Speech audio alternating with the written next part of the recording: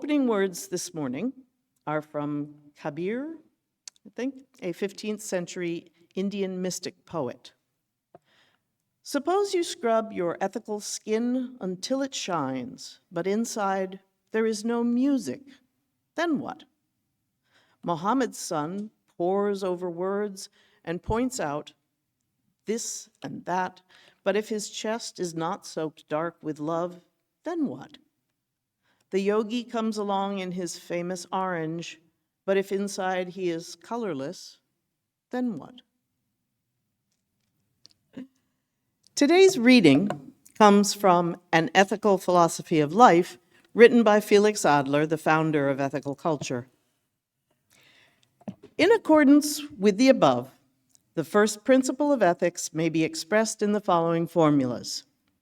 A, act as a member of the ethical manifold, the infinite spiritual universe. B, act so as to achieve uniqueness, complete individualization. The most completely individualized act is the most ethical. C, act so as to elicit in another the distinctive, unique quality characteristic of him as a fellow member of the infinite whole. A and B are comprised in C. I am taking 3 steps toward a fuller exposition of the meaning of the principle. To act as a member according to A is to strive to achieve the diverse uniqueness in others. The actual unique quality in myself is incognizable and only appears, so far as it does appear, in the effect produced by myself upon my fellows. Hence, to advance towards uniqueness, I must project dynamically my most distinctive mode of energy upon my fellow members. Some readings, huh? When I first got up onto the stage this morning, Judy looked at me and said, that first one, I don't follow. I could see as the second one was being read that following, well, it's hard to follow in reading and much more so in sound. So I want to get into these readings a little bit, and then we're going to move on to talking about some applications of what's in them. I'm going to start with the second, with what you just heard from Felix Adler's An Ethical Philosophy of Life. He's doing something really interesting here, really interesting to me because it brings together 2 concepts which often sit in opposition in the world as we generally experience it. That is individualism and connectivity. You might have noticed that our themes for this month don't necessarily sound like they belong together. Bodily autonomy and mutuality do not seem like things that are a natural pair. You might think bodily autonomy goes much better with individualism. You might think that mutuality goes much better with something about community care. But as it happens, individualism and community life are stuck together. You can think of them as sort of rotating around each other, being permanently stuck in the balance of each other. You can probably imagine situations in which placing the individual above all else causes a great deal of harm. You can also probably imagine situations in which placing the collective above all else causes a great deal of harm, right? We aren't ants with kind of one collective set of thoughts and project. We also aren't actually an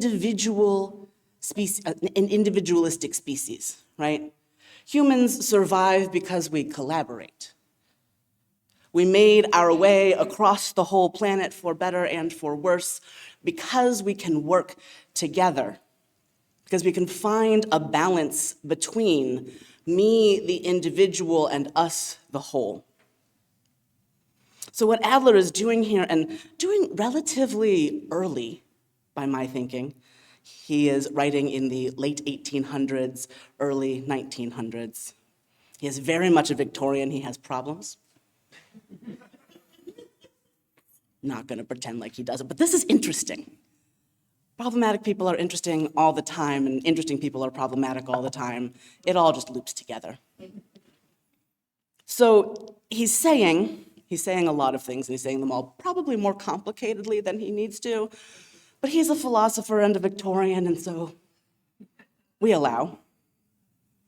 So he's saying first that we need to act as a member of the ethical manifold. What exactly the ethical manifold is sort of up for debate. In fact, in a COA meeting this week, we had quite a lively conversation, the adults, about what exactly the ethical manifold is. But here he describes it shortly as the infinite spiritual universe.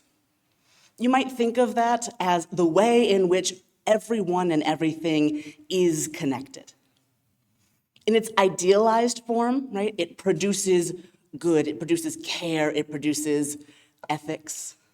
In its less idealized form, which we live in most of the time, it produces a lot of other things. But it is the way in which all of the things work together. So you need to act like if you are connected to everything and everyone. But you also need to act as to achieve your own uniqueness. I like that he uses the word uniqueness here. It's not the one I would pick necessarily, but I like it. I would maybe pick aliveness. I think if we focus too much on uniqueness, we focus too much on being different from other people rather than fully in our own selves. Fully in your own self might look quite a bit like another person. There are 8 billion of us. My own uniqueness was rare in the world until I met Caitlin, who is the closest to a salt and pepper match set I have ever met in a human.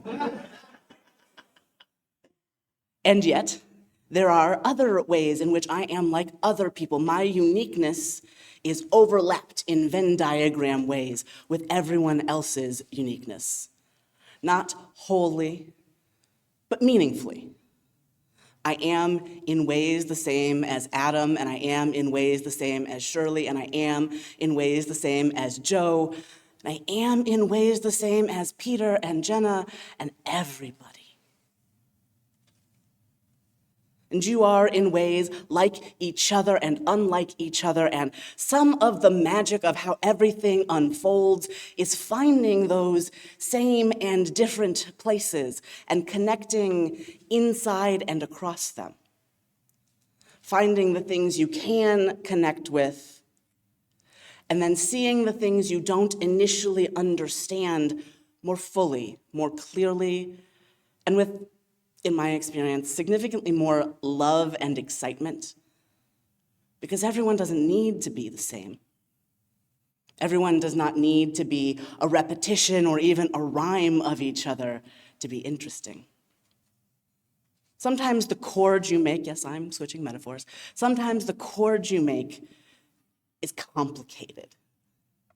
Sometimes it's a little dissonant, but still cool. Sometimes the two of you should probably not make music together. That's okay. Sometimes on your way to something that sounds amazing, a full, complicated chord played on wildly different instruments, the kind of collaboration that can only happen when you can show up as peers. Sometimes something really interesting happens there. While I was on vacation in Vancouver with my boyfriend these last couple of weeks, I listened to a lot of jazz music in the car because that is his preference. And listening to jazz radio involved some amount of listening to interviews with jazz musicians. We heard an interview with a bassist who worked with Miles Davis. He was a young man when Miles was later in his career, and he went on to be Miles Davis's producer, so this is someone with some skill. But he talked about his first few times going to a session with Miles. And Miles would give you 2 notes and then say, okay, let's go. Now, band, want to react to that concept a little bit? I, who sort of play piano and used to play clarinet, feel a little terrified by 2 notes. However, I do this based on 2 notes pretty often. Depends on what you're used to, right? But so this bassist, his name is Marcus, and I can't remember his last name and didn't write it down. This bassist talks about going to this session with Miles and realizing that the thing that Miles hated most was for you to fawn over him. Because he wanted people to show up believing they were his equals. He wanted to jam with people who believed that they belonged there. Now, believing that you belong playing an instrument with Miles Davis is a high bar. However, it offers us an approach to mutuality, to the balance between the individual and the collective. You gotta know what notes the collective is playing. You gotta figure out what key you are in, otherwise you have no hope of doing it together. But you also gotta know that you can do it. You gotta believe that the way that you bring music to life, the way that you live vibrancy into the world, the way your aliveness and uniqueness combine with other uniquenesses are valuable. The other piece of this for Adler is to act so as to elicit in another the distinctive and unique quality or characteristic of, he says, him as a fellow, them as a fellow person. I could go that far. Them as a co-conspirator, I like more. But a member of the infinite whole. This goes a step further than just let's realize that everybody is somebody. This goes to let's make sure everybody has space and resources to live into their most alive, most unique, most favorite self. Let's make sure we are working to make sure that everybody is fed and housed, because you cannot live into your uniqueness if you are constantly struggling to simply exist.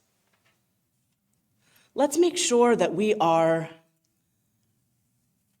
processing through, settling down, and pushing out all of our bigotries and hierarchies, all of the things that we say and do that intentionally or unintentionally tell other people to squash themselves. Let's make sure that we are a space where people's aliveness can come out as it comes out, rather than where people are squished into a mold or feel like they have to cut off parts of them to fit in. What I notice when I act as to elicit the best or to elicit the distinctive in others is that I learn a lot about myself. This is part of what we mean when we say act as to elicit the best in others and therefore yourself. When you see other people get to be themselves fully, get to be in touch with their emotions, get to cry, laugh, get to be angry in a way that we don't have a lot of space for in the world. You see something really special in another person, and you also have the opportunity to see it as special in yourself. If you've ever come into my office and cried, and some of you have, you'll know that the thing that I say in response to, I'm sorry, is if you can't cry anywhere, you can cry right here. That's my job, right? My job and our job is to be a space where you can cry if you need to. I am not very good at crying. It's been longer that I've been not good at crying than it has been since the testosterone, so I'm gonna guess that I'm just not good at crying, not that hormones make me bad at crying. But in the presence of people who love me, I can cry. I've cried here, in part because I know that you love me. I cry with my partners and my friends because I know that they love me. I am a place where you can be angry, though please do not direct your anger at me in yelling. I don't like that. But you can be angry about the world. You can be angry about the world in this space, and if you need to say fuck about it, oh, look, I just did. Welcome to permission. An interesting side note about being a hospital chaplain, which as many of you know I did for many years, is that if you are me and you are a hospital chaplain, occasionally someone will swear in front of you. And then they'll go, oh, I'm so sorry, Pastor. And if you are me, you will look to the side and then you will whisper, oh, honey, I don't give a fuck. And now that I've said the F word twice, let's move on. So Adler here is really calling us to remember that we are part of a whole, to remember that we are an essential part of that whole, and to live and behave like if we want to pull the uniqueness from one another, not drag it out, right? But encourage it, give it space to live and develop. I don't like the concept of a best self, though I think Adler might speak in those terms. I like a next favorite self. I like a next favorite self over a best self for a couple of reasons. One of them is a best self implies a finality. Like there is one of you that is the best one, and then what, you lose it and you're never your best self again? That seems strange. But also because what is the best in a person and in the world changes, and it should. My best self when I was 16 and my best self at 36 today are different people. In my case, they're very different people, because 16-year-old Casey had blonde, well, I have blonde hair right now. Okay, maybe we're less different than I think. That's okay. What I mean is, you will be different people over and over and over again through the course of your life. And each of those people can be better. And each of those people can be your favorite version of you at that age. It was just my birthday, so I'm thinking a lot about who you become as you age, about what 36-year-old Casey is going to be like. I don't completely know yet, but I know that I am feeling a shift, and I am feeling a shift not just in me, but in the world towards our next favorite selves. I think a lot of us have been living in panic space for a long time. Surprise, there's a pandemic. Many people died. Yes, you are sad and angry, and you feel weird. You don't remember how to do things that were normal to you anymore, or you can't because time passed, or you got sick, or the world is just different. I had a conversation with some of my dearest friends recently about a song that came out recently that we really wish that we could listen to at the club, but none of us are ever going to the club again.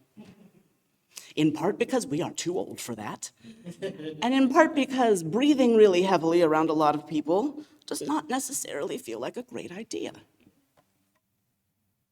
But there are other ways to enjoy things. There are other selves to become. Maybe you're never going back to something, the club or a job or the workforce in general. Maybe your body's never gonna move like it used to, and that's okay. It can do the things that you need, and it can do them better than it's doing them today. Maybe you lost people and you feel a little broken on the inside. You lost people because they died, or They left your life for whatever reason. You lost people because there was a conflict and you couldn't find a way through, so it broke, and now you've gone your separate ways. Ow. That stuff hurts. And it's okay. I don't mean it's okay as in it's fine right now, paper over that problem and move on with your life. I mean it's okay as in no feeling is final. As in the story isn't over. As in the story won't be over until actually quite a while after your body has left this world. Right? We are each of us a collection of stories, and it is hard when the story gets out of your control. But they're not stories that are over. They're not done being written yet. We still get to love each other and ourselves into whatever our next favorite self is. Now, having gone through the Adler a little bit, I want to go back to the opening words. So I want to say first that I don't actually know how well translated this poem is. I resist believing that things are well translated because over the years I have found that many of my favorite poems by Rumi and Hafiz are complete fabrications of translation. They're still good poems, but they're complete fabrications. This from Kabir may or may not be a complete fabrication, but it lives in that same kind of mystic, poetic world. I would say also that Kabir notably also had some problems, and had some problems with women, which is not untrue of Adler as well. And as I said before, problematic people say interesting things all the time, and interesting people are problematic all the time. So we're acknowledging it, and we're moving on. So it says, suppose you scrub your ethical skin until it shines, but inside there is no music. Then what? Muhammad's son pores over words and points out this and that, but if his chest is not soaked dark with love, then what? The yogi comes along in his famous orange, but if inside he is colorless, then what? This is actually a warning against public displays of piety without inner work and life. But I think it asks us a really great question in that first line. Suppose you scrub your ethical skin until it shines. Suppose each of your actions is the ideal one. That's not a world we can live in, but suppose. Suppose you recycle perfectly and you never drive a car. Suppose that you have never once said something hurtful, behaved in a racist, sexist, homophobic, transphobic, blah, blah, blah, blah, blah way. Suppose you only work in situations where your employment is purely ethical. Good luck. Suppose you have never once considered purchasing gasoline. Suppose you spend all of your hours volunteering and giving to others, and when you get home, you are dead inside. Suppose you don't laugh. Suppose you don't cry. Suppose you do not connect with other people for real because you are too busy being perfect to see flawed people as whole and valuable. Suppose there is no joy in what you are doing. That when you are in service to other people, nothing in you sings. Then what has the point been? You are not the whole point, but you are part of the point. If your commitment does not extend to you, I promise you it does not extend to other people for real either. If you don't love your own aliveness, then all service you do will be patronizing. Hear that again. If you don't love your own aliveness, then all service you do will be patronizing, because you will not be able to see the people you serve in their fullness, because you can't experience yourself all the way. So we have bodily autonomy and we have mutuality, and here they are, connected. Because you need and deserve the right, the access, the ability to run your own personal body in the way that makes the most sense for you, in the way that makes you feel the most correct and alive. And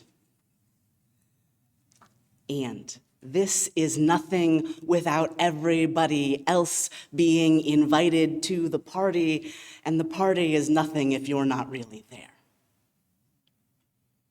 It is not me or everyone or me, it is both.